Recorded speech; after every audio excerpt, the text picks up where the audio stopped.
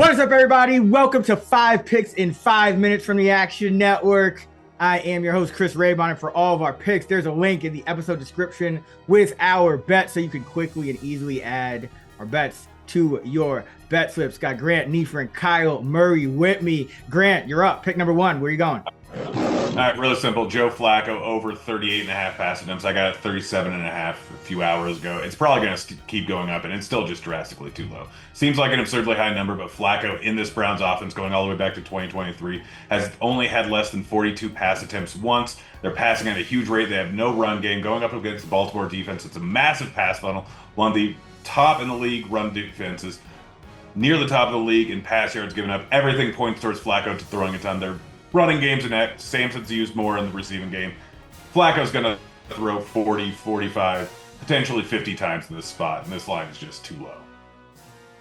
Yeah, hopefully Baltimore doesn't just, get all crazy with the weeds there, and it's a nice game script for Flacco to just throw the entire game. But Kyle, where you going? Yeah, I'm going to Calvin Ridley, taking his over 4.5 receptions. Week 1 is arguably the worst spot imaginable for Calvin Ridley, rookie quarterback on the road in Denver against arguably the best defense in the league, the Broncos. I like the bounce back spot here for Ridley. He had a 33% target share in Week 1, so I like this spot bouncing back. Cam Ward, obviously tough matchup, but I think he showed signs of looking really good in that Week 1 performance. They are 5.5-point underdogs once again, so expecting a good amount of pass volume, and obviously Ridley's going to be a big part of that. He had 4 catches in Week 1, and he had 2 pretty bad drops in the last couple drives, so I think he easily could have gone over this number last week as well. I think he goes over this number pretty easily. I'm thinking 5-6 catch upside is more than in the range of outcomes for Calvin Ridley today. Yeah, Cam Ward is no Levis. He's a functional quarterback. Speaking of the Broncos, I'm going to go with RJ Harvey over 29.5 rushing yards.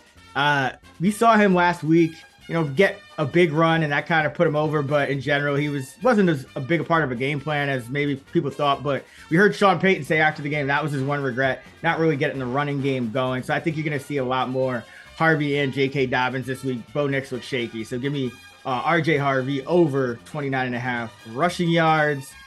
Grant. Ooh, I like where you're going with this one.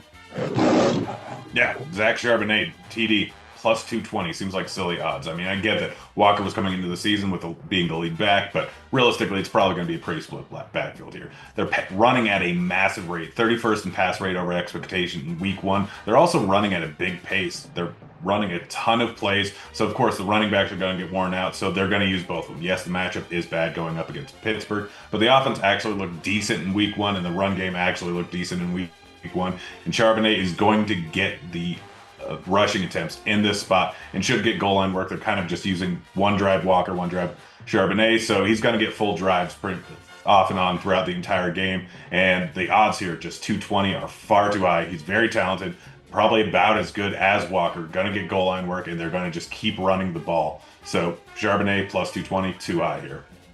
Yeah, I was screaming all offseason. Charbonnet's their lead back. I still think he is outsnapped Walker about 60% to 40% in Week 1. All right, Kyle, where are you going? Close this out.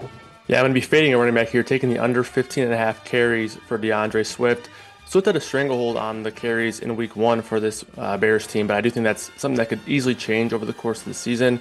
Head coach Ben Johnson said he wants to get Kyle Monangai more involved by establishing the run a little bit more with him. Roschon Johnson practiced this week after being inactive in Week 1, so I think there's some paths to potentially seeing DeAndre Swift lose carries in the running back room, but we saw Caleb Williams a lot more active on the ground as well, so maybe some more design runs for Williams. I think there's a lot of just paths to him losing out on snaps and touches throughout his teammates around him, but also game script, right? They're 5.5-point underdogs here on the road against the Lions, where I do think that they're going to be in a spot where they're looking to throw more. So I do think we see under 15.5 rush attempts for DeAndre Swift in this one. Yeah, there were some things underlying I did not like about that Bears offense. So they might be behind by a lot more than 5-6 points in this game. All right. Remember, you can find all these in the quick slip of the episode description. But if you want to parlay, we'll go Harvey with the rushing yards. That's mine. And then that Charbonnet TD for Grant, and Kyle's Ridley over the Calvin receptions there. The Calvin receptions. Whatever. 10-1. That's what it is. I can't get my speaking straight, but you can get this parlay at 10-1. Again, RJ Harvey rushing yards, Charbonnet TD, Calvin Ridley over 4.5 receptions for Grant Neefer and Kyle Murray. I am Chris Raybon. This has been 5 picks in 5 minutes, and we're out. Let's get this money.